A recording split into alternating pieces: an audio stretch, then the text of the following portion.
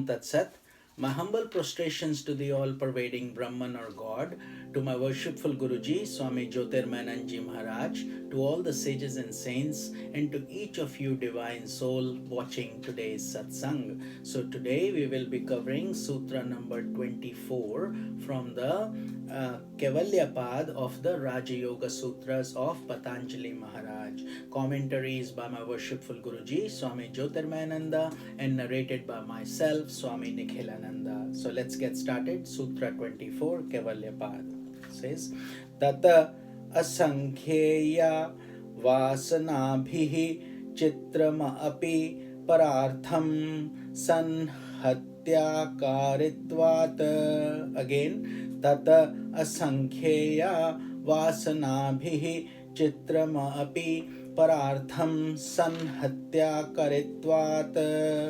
Meaning, because the chitta acts in a coordinated form, though it is colored by countless subtle desires, yet it is meant for another, for the Purusha or the self. So let's go deeper. Meaning, it is seen in general parlance that any object which performs its function in conjunction with many other objects is serving something other than itself. So basically, this sutra is about the purpose of the chitta. Why does the chitta exist and what is the focus? And so, for example, when many objects blend together, when food is prepared and the food is meant for an enjoyer different from itself.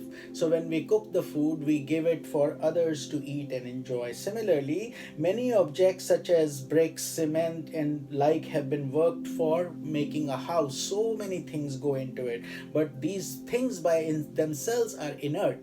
They are meant for somebody to live in, for example, and the house is enjoyed by somebody else as a result. In the same way, although the chitta functions in conjunction with the objects and the senses, it exists to serve the Purusha. So the only purpose of the chitta is really to serve the Purusha or the self. It does not exist for itself. Its only purpose is to keep on giving the stuff to the self, and to keep therefore the self continues the magic show through pain or pleasure.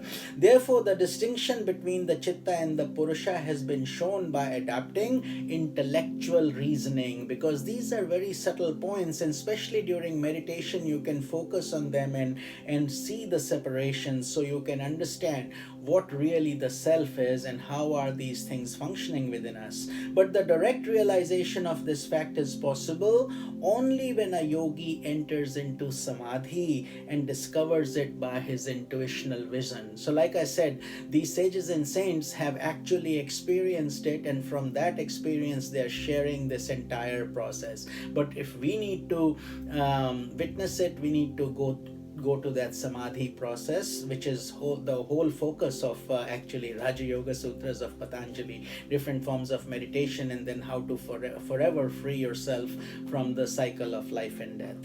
And that will be shown in the following sutra, which we will cover tomorrow. That is sutra number 25. This is Swami Nikhilananda. Om Tat Sat.